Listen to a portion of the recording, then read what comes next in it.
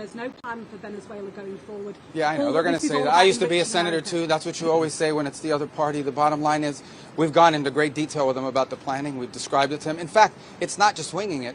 It's not just saying or speculating it's going to happen. It's already happening. Like the oil arrangement that we've made with PDVSA on their sanctioned oil that they can't move. Understand, they are not generating any revenue from their oil right now. They can't move it unless we allow it to move because we have sanctions, because we're enforcing those sanctions. This is tremendous leverage. We are exercising it in a positive way. The president described it last night. Secretary Wright will have more to say on it today, who's involved in running this portfolio. And we feel very positive that not only will that generate revenue that will be used to the benefit of the Venezuelan people, and we're ensured that that's what the case is, but it also gives us an amount of leverage and influence and control over how this process moves forward. So there's you have Secretary of State Marco Rubio discussing the oil. Now, the Venezuelan story coming fully to the front stage over this last weekend with the arrest and extraction of Nicolas Maduro from his living quarters, his bedroom, apparently. A lot of people have a lot of questions about it. And when you're not an expert like me, you just kind of look with big wide eyes and go, what's going on here? What are we dealing with here? Now we find out 30 to 50 million barrels of oil.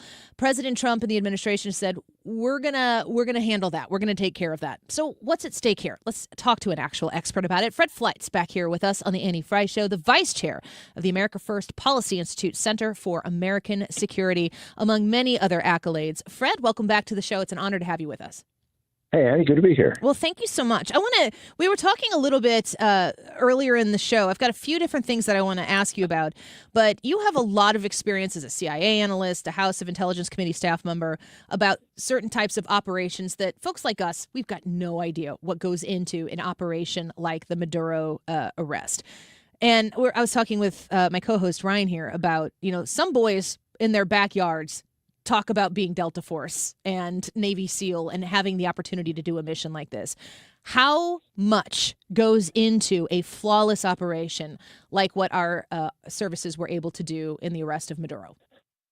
Well, it was an extremely well-planned and well-executed operation by the best of the best. You probably saw reports that they built a replica of Maduro's home, which the Delta Force Special Forces officers used to practice on. And, this was so difficult because this residence actually was on a military base. It was protected by Cuban troops. Some of the Cuban troops reportedly were killed. I don't know how many, but so this was not just swooping down and taking him in his nightgown and putting him on a helicopter. There was fire back. The helicopter was hit. Some of our soldiers were hit. I understand they were not seriously injured. There also was an incredible intelligence operation with operatives on the ground, a CIA presence, I think, that had been there for months. I think we probably had sources very high up in the Maduro government. So it was a very sophisticated operation and included over 100 aircraft to engage in deception and other efforts to suppress the so-called top-notch Chinese and Russian missile defenses that were supposed to make this type of operation impossible.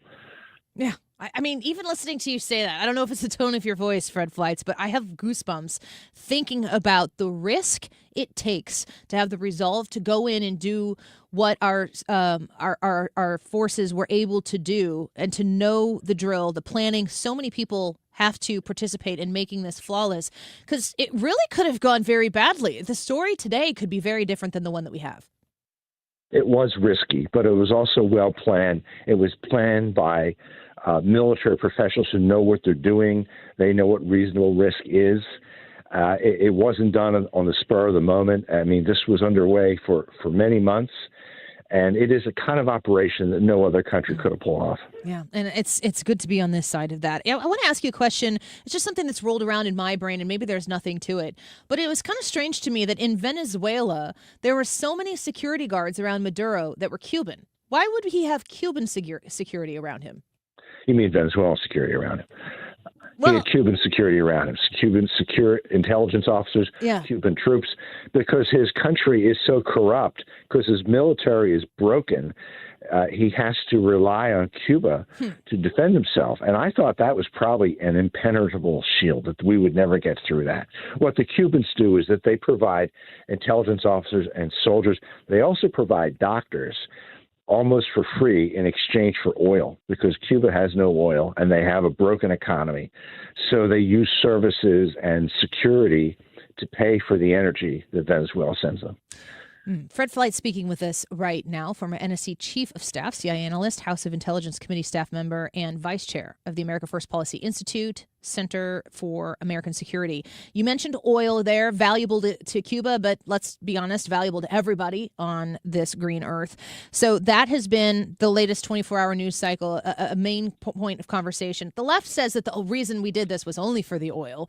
But now we hear the president, the administration is going to jump in and manage up to 50 million barrels of this Venezuelan oil. Did we go, punch the kid in the face on the playground and take his lunch money here? Or is this something that's actually going to benefit the people of Venezuela as well as, obviously, Americans? Well, we conducted this operation because of the chaos in this hemisphere, mostly because of Joe Biden, the flood of illegal migrants, drugs, criminal gangs. It is because our presence in the hemisphere was so much weaker and bad actors were getting a foothold. And I mean Iran, China, North Korea, all the drugs coming out of Venezuela. We didn't do this for the oil. But having said that, we're in charge of Venezuela right now. We're giving the orders to what's left of the Maduro regime. This is something that President Trump told the leftover officials of the regime to do. Now, I understand that this oil we're going to take, but it will be used for the benefit of the Venezuelan people. So how does something like this work? Because we went there.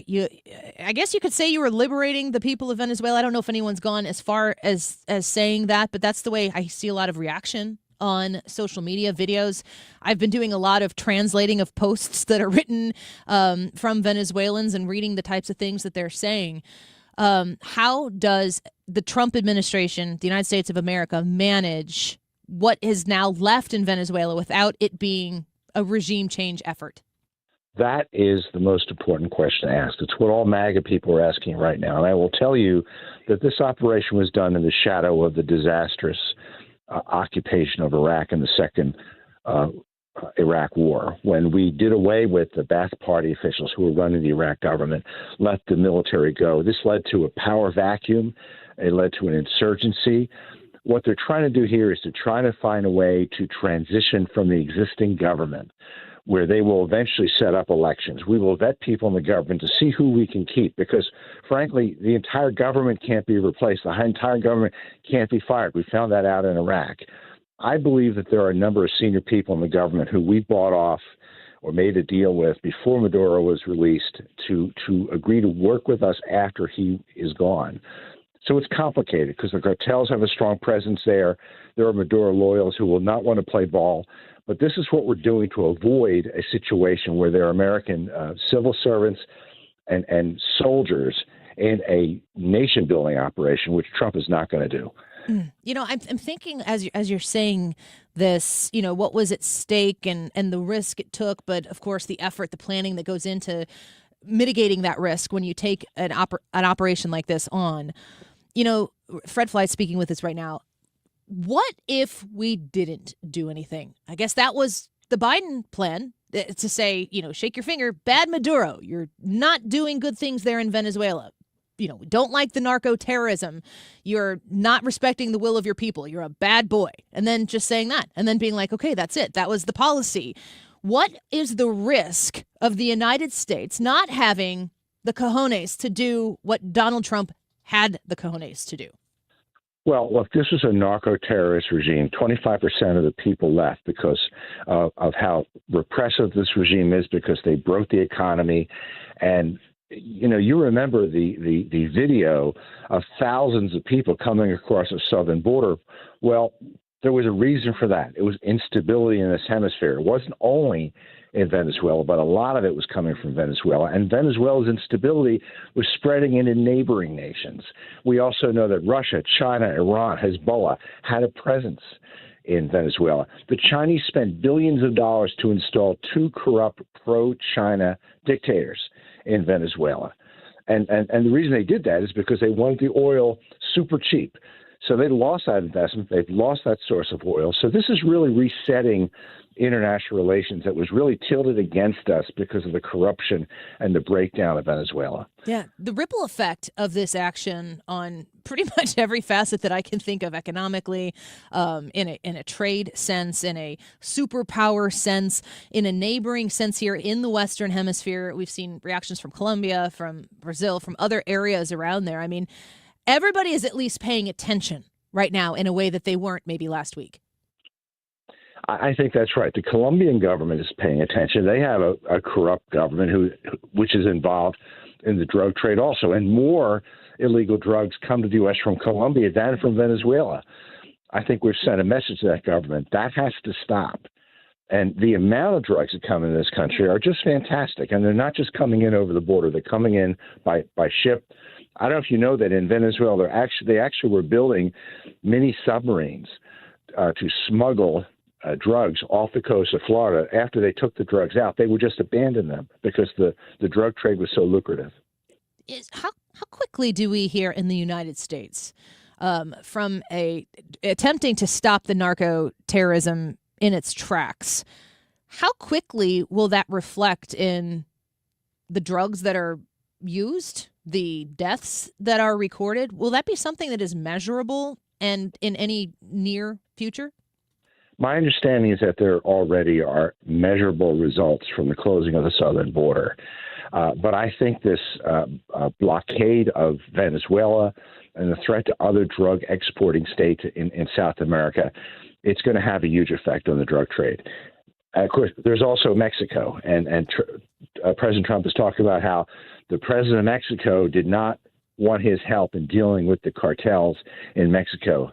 They're going to have their day, too. Last question before we let you go. We're very grateful for your time today. Fred FLEITZ speaking with us right now. We do understand that the day that Maduro was extracted from Venezuela, that they had met with China. Obviously, China has a great interest in being as closely present to the United States as possible. It does seem as though this is going to affect China's oil intake. How measurable of an effect will this move have on China?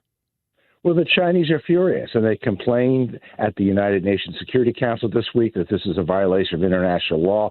Let's be clear. If we were propping up a proxy state just next to China that was sending drugs into China, the Chinese government wouldn't put up with it for 1 minute. No, you don't think so? I mean, they're losing this investment. They shouldn't have been doing this. They don't have a leg to stand on when they say we're violating international law, when they're surrounding Taiwan and preparing to invade it. But the Chinese are going to take a big loss. They invested big time in Venezuela, thinking that we would never do anything about it. And my understanding is nobody knew that this was going to happen until after it was done. Well, it goes more than that. Nobody conceived that the U.S. would ever try this. I mean, how can you defend against something that you don't think is possible or that no one would attempt? Now that we did it, I think dictators worldwide are going to be extra careful.